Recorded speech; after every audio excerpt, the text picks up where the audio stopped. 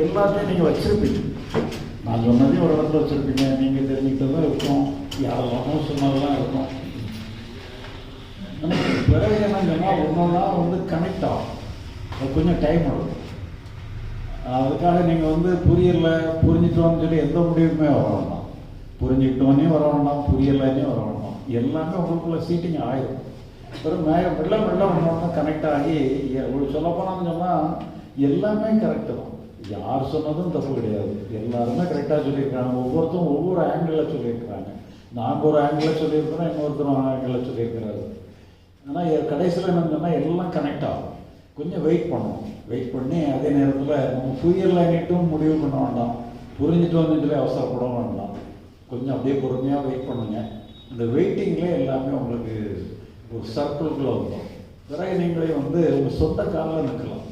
வாழ்க்கையே மாறிப்போகும். எல்லாருக்கும் நன்றி, வணக்கம். நான் உங்ககிட்ட ஒரே ஒரு வேண்டுகோள் தான். டெய்லி ஃபோனில் ஏதாவது நம்ம யூடியூப் எதோ ஒன்று பார்ப்பீங்கல்ல, தேவையில்லாத எதோ ஒன்று ஒரு அரை மணி நேரம் ஒதுக்குவீங்கல்ல, அந்த அரை மணி நேரத்தை பகவத் பாதை யூடியூப் சேனலை சப்ஸ்கிரைப் பண்ணிக்கிங்க. நாம் கொடுத்துற இப்போ பேசுகிற அத்தனை ஆடியோவும் போட்டுருவேன். திரும்ப ஒருக்கா சும்மா இருக்கும்போது சமையல் செய்யும்போது அங்கே செய்யும்போது சும்மா போட்டு கேளுங்க. கொஞ்ச நாளில் ஐயா கருத்தாக இருக்கிறது யார் கருத்தாக மாறும்? உங்கள் கருத்தாக மாறினா தான் அது உங்களுக்கு வேலை செய்யும். ஸோ அதுக்கு நீங்கள் கொஞ்சம் இடம் அளிக்க வேண்டும்னு சொல்ல வரேன். அதுக்கு நீங்கள் வாய்ப்பு கொடுங்க.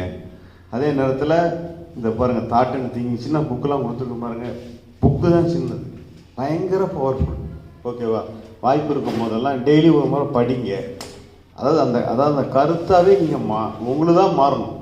அப்போ தான் அது ஸ்விம்மிங் நீச்சல் அடித்தா தான் நீங்கள் அடித்ததாச்சா தான் அடிச்சது இல்லையா? அது மாதிரி நீங்கள் தான் பேலன்ஸ் பண்ணி அந்த லைஃப்பை ட்ரைவ் பண்ணும்போது தான் உங்களுக்கு அது க்ளீனாக புரிய வரும். ஸோ அதை நீங்கள் எல்லோரும் உங்களுக்கு தான் ஆக்கிற முயற்சி கையில் எடுக்கணும். சரியா? அதே மாதிரி நண்பர்கள்ட்டெல்லாம் சொல்லுங்கள், இப்படி ஒரு விஷயம் இருக்கப்பா, பாரு, போயிட்டு வா, நான் போனேன், ஒரு நல்லா இருந்துச்சு அப்படின்னு சொல்லுங்கள். யாருக்கோ ஒருத்தருக்கு ஒரு ஐடியா, சும்மா ஒரு யூடியூப் சேனலை சப்ஸ்கிரைப் பண்ண சொல்லுங்கள் போதும்.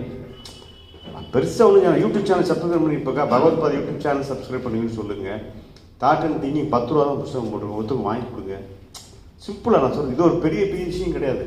அப்போ அவங்களுக்குள்ள ஒரு சின்ன ஒரு லேம்பை லைட்டாக அப்படி ஸ்டார்ட் பண்ணி விடுங்க.